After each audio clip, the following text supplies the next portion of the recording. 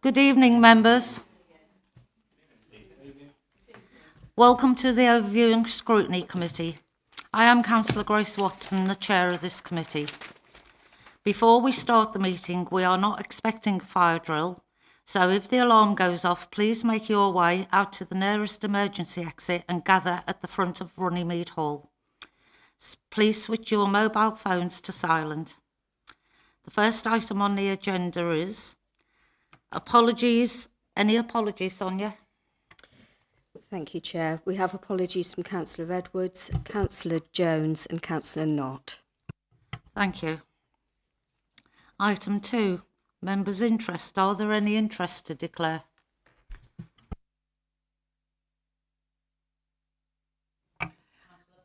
Yeah, I have a non-registrable interest because I'm a town clerk. Town councillor. Sorry. Item 3. Are the minutes for the Scrutiny Committee meeting held on the 6th of March 2024 agreed? Agreed. Sorry, excuse me, Madam Chair. Can I ask a question on those minutes, if it's possible? Yeah? Yes, of course. Thank you.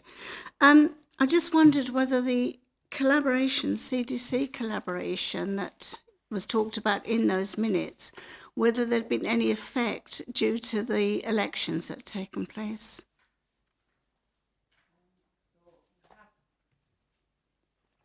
Through you, Chair. Apologies, Councillor Redding. You have the advantage of me. I don't have the minutes in front of me. Perhaps you could let me know which aspect you're referring to.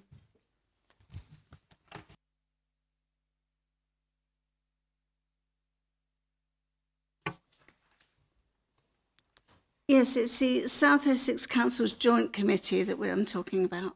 Thank you. Right, that's great. Thank you very much for that clarification, Councillor Redding. Yes, the following the borough elections and local elections in May 2024, there has been a change of control in a number of the authorities comprising South Essex councils, and a new joint committee is due to be set up for the election of a new chair and vice chair, and a date is to be agreed following the summer recess.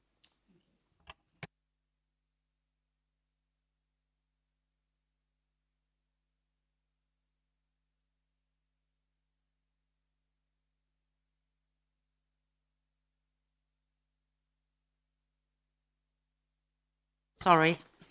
Thank you. A management agreement for Canvey Lake. Members, we have before us a report from the Chief Executive presenting a draft deed of variation to the lease for Canvey Lake. For pre-scrutiny by the committee, we're tasked with providing recommendations to the Cabinet before the document is legally executed. Chief Executive, please present the report. Thank you, Madam Chair. Members, this matter was brought to this committee in February of this year, so before the most recent election, so your predecessor authority in the last municipal year. And the basis of the decision from this committee was that the council should then consider the redrafting of certain provisions of the lease which exists between the Borough Council and the Town Council in respect of land known as Canvey Lake. So members, just for context and just to recap, the Borough Council granted a lease to the Town Council on the 1st of March 2010 in respect of land known as Canvey Lake and surrounding landscaped areas, on a peppercorn rent, so £1, and for a term of 99 years, so it's a substantial lease. The obligations under the lease require the Town Council to maintain the land in accordance with something called the Management Agreement and the Feasibility Study, which are both documents defined within the lease. In the context of the management of the performance of those obligations, the lease purported to create something called the Common Liaison Committee, which is a committee of the Town Council, so not a committee of this council, as the body which will oversee the way in which the agreement was developed. The committee, however, that is the Common Liaison Committee, comprised of representatives from the Borough Council and from the Town Council, and was chaired by an independent person as defined within the lease, representing a nationally recognised environment organisation. That arrangement continued for quite some considerable time, up until kind of the COVID times when it was suspended just because it couldn't meet. And at that point, the arrangements had fallen into lapse. Following the hot summer of 2022, the Borough Council became involved again with the Town Council to deal with an environmental crisis which had arisen at the lake as a result of extreme climate situation, which led to essentially the evaporation of and deoxygenation of waters within the lake, and therefore harm was caused to the wildlife, predominantly the fish that were inside inside those waters. And that was really the first time, members, bearing in mind that I took up post in June of 2022.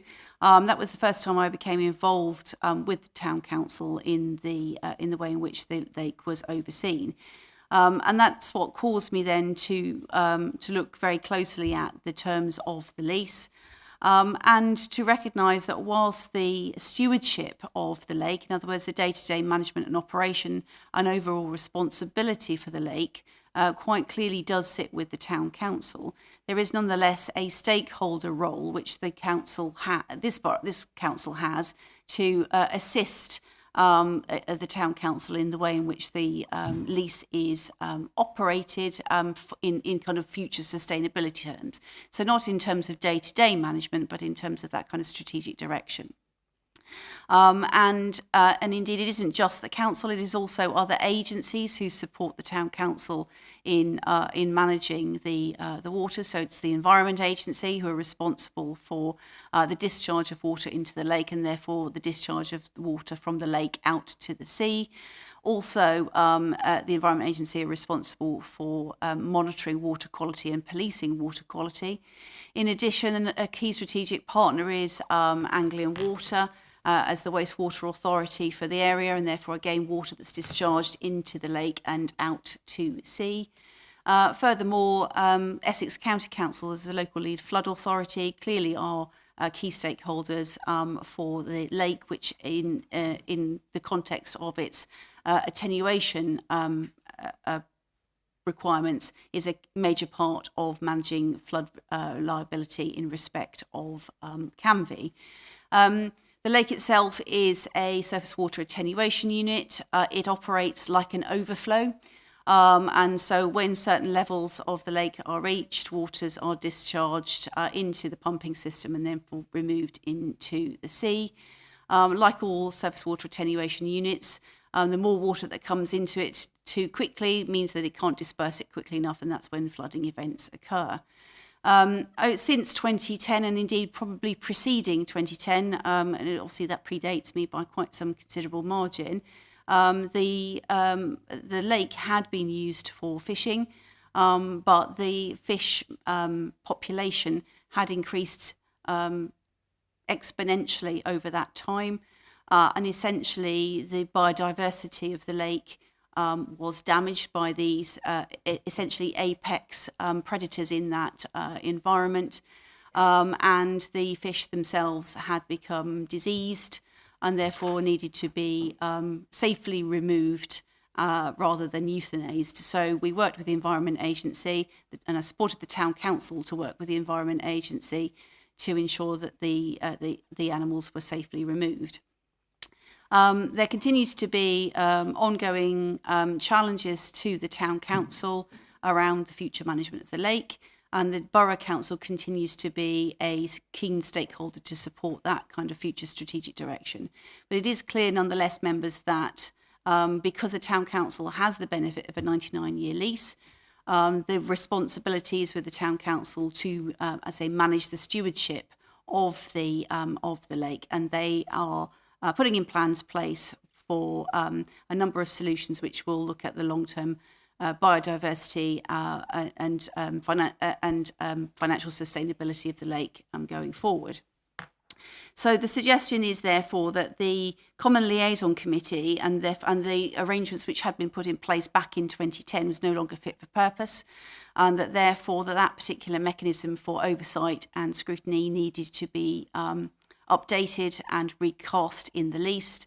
And that is what has happened as a consequence of this piece of work, because the monitoring officer and director of legal and democratic services has put together a deed of variation, which is a legal instrument which will amend the parts of the lease which relate to the Common Liaison Committee, essentially removing those and replacing them with the stakeholder forum, as is described in the report, members, that you see in front of you.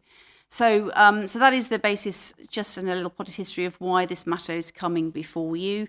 Members, you have three options. One, of course, is to do nothing and to not make any recommendations to the Cabinet at all. But Cabinet has invited you to pre-scrutinise the deed, and as a consequence of that, my recommendation to members is that you should adopt the deed of variation as appears in the report in front of you. And the reason for that is because it does give effect to the changes that the Town Council and the Borough Council have agreed.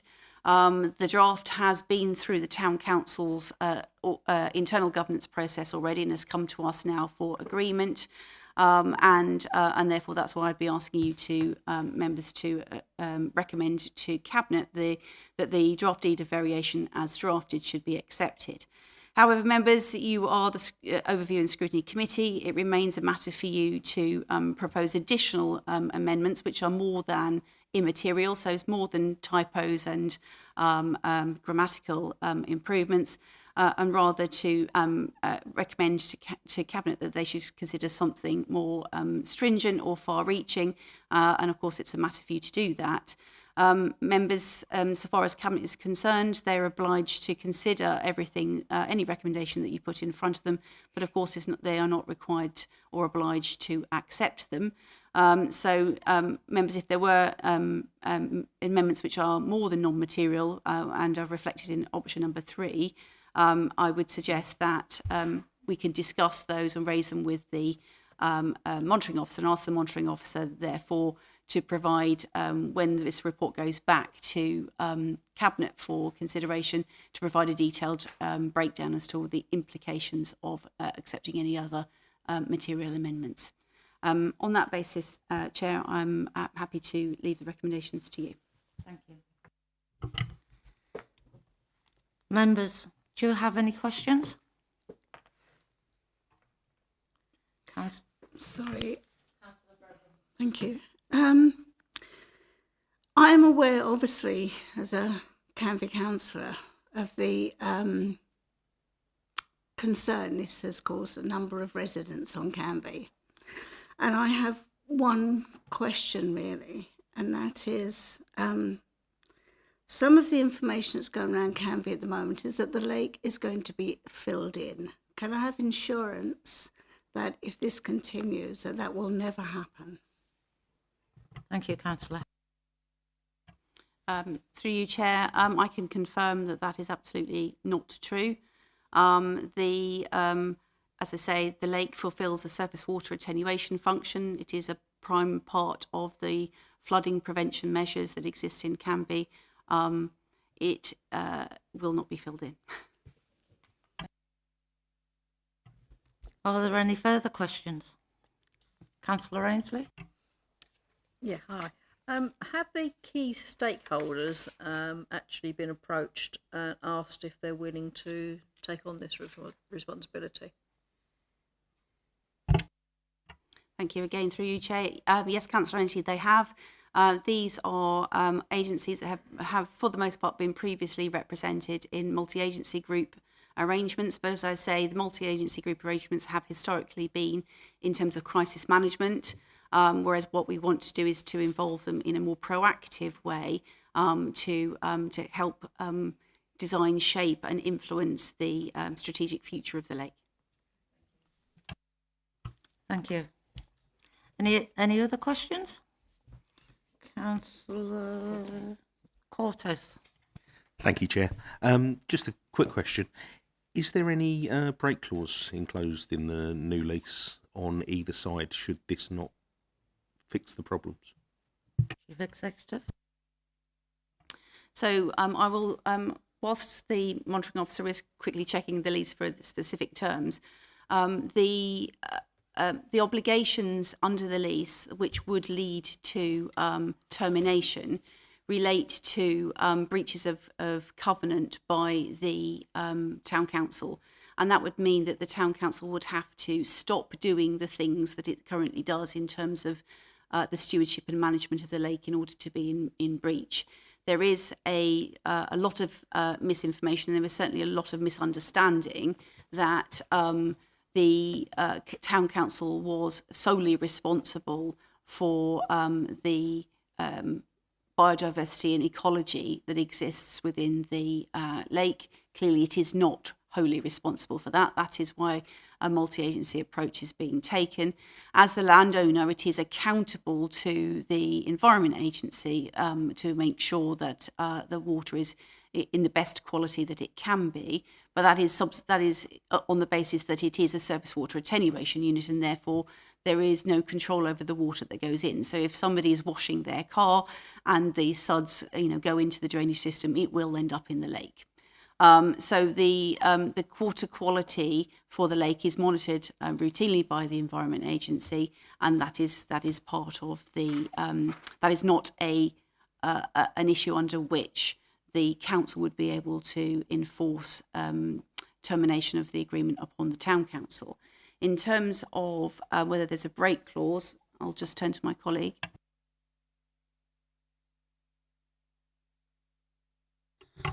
Apologies, Chairman. I'm not able to bring the original lease up at the moment, but it's a question I can answer outside of this meeting. However, the Chief Exec is correct. There are termination clauses within that from memory. Thank you very much. We will take that away. From memory, I don't believe that there is a break clause in there.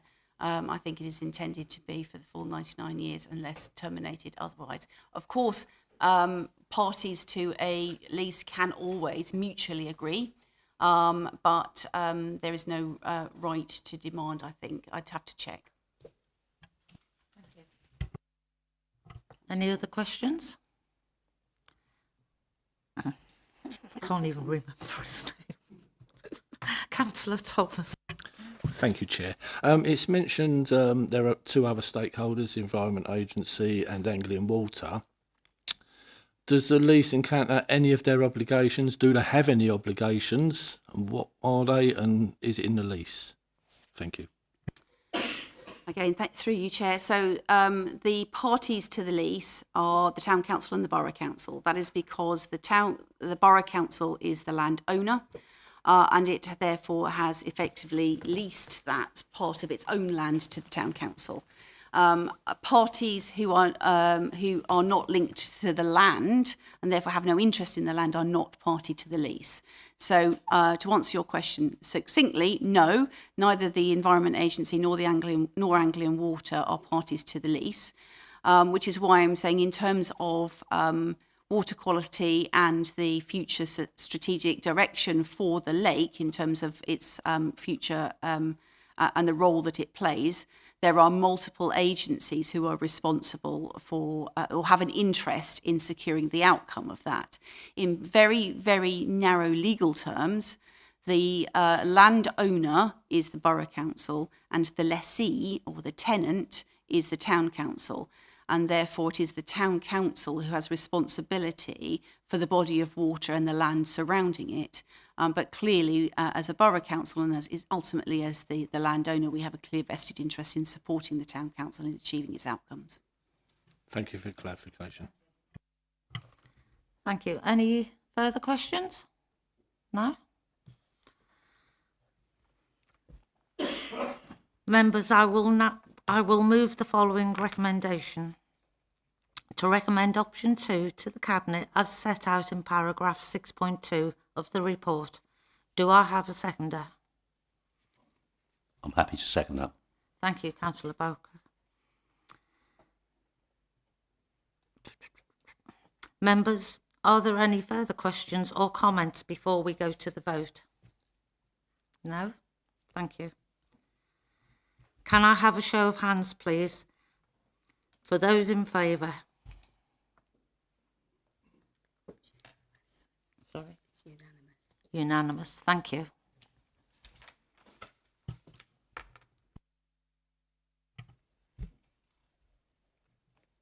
Are there any abstentions? No? We'll move one. Sorry, moving on.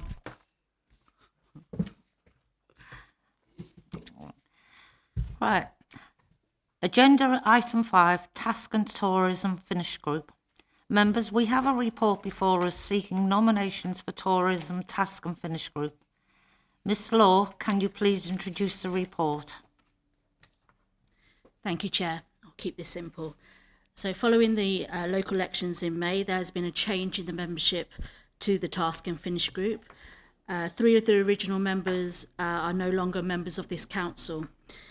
It's an opportunity for this committee to refresh the membership of the group. Therefore, this report seeks nominations for the Tourism Task and Finish Group from this committee. Thank you, Chair. Thank you. Are there any questions? No? Sorry. Thank you, members. Can you please email me outside the meeting with any nominations and copy Democratic Services in for this agenda? And the last item on the agenda is agenda item 6, work plan. Members, it is important that the committee has a work plan for the year, and this will be included on the agenda for all meetings of the committee. I would also suggest that we include another standing item on the agenda for future meetings, which is the update from the chair of the Climate Policy and Scrutiny Committee. Scrutiny Subcommittee, apologies. Members, you should have in front of you suggestions for items to be added to the work plan for the committee. Are there any questions or any further suggestions?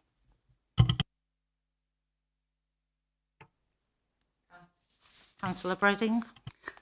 I wonder whether the Scrutiny Committee could look into the flow of sewage into our local rivers, as that would have a big impact on the area.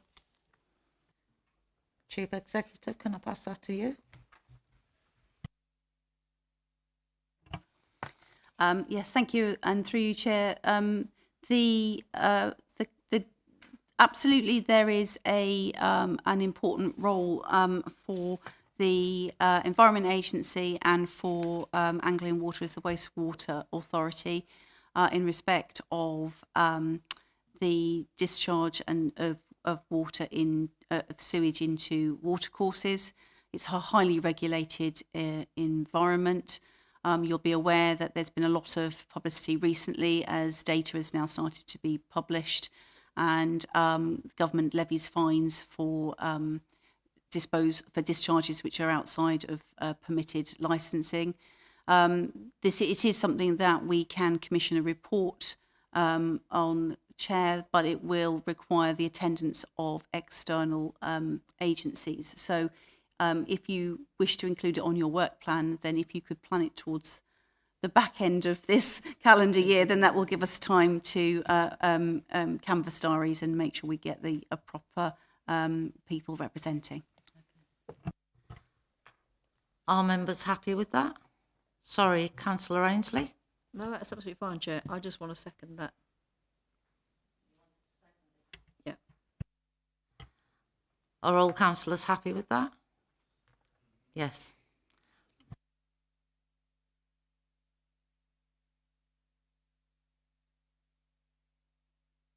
Is there any further suggestions or questions? Councillor Ainsley? Yes, thank you, Chair. I'd also like to remind the Chair that we had invited the Highways Agency to come and speak to Scrutiny. I believe they were thinking about it. But I don't believe we've heard back from them yet. And I would also like to invite the police in to speak to us as well. But I think we need to liaise with Councillor Savage on that. Thank you. Thank you, Councillor. Can I pass that to you, Chief Exec? Thank you, Councillor Ainsley. Was this the motion by full council? That was a motion to return to full council, so not to this committee. So that is currently with the leader, and the leader has made has asked the portfolio holder at county to deal with that. So that would be for full council, not this committee. Apologies, Councillor Ainsley, I missed that second point that you wish to raise. Yes, we're having lots of issues with antisocial behaviour and thefts. I'd like to invite the police back in, please. Thank you, Councillor Ainsley, for that clarification. And through you, Chair, yes, the performance of the Community Safety Partnership and the across Castle Point and Rochford, a new divisional commander who has been in post for a relatively short period of time, the introduction of CCTV cameras and the kind of re-energisation, if that's a word, of the PSPOs along Roscommon Way, for example, it absolutely is ripe for additional work. I will liaise with the Assistant Director for Housing, Health and Partnerships to ensure that Councillor Savage is able to attend the meeting and we can raise the issues there. And I'll again need to liaise with the divisional commander and the community policing team to ensure a representative. So we'll need a little bit of diary time and advance notice for that to happen. Thank you. Any further suggestions before I move forward? No. Okay. The work plan will be updated for our next meeting on the 4th of September. That concludes the business for this evening. Thank you for your attendance. Meeting is closed.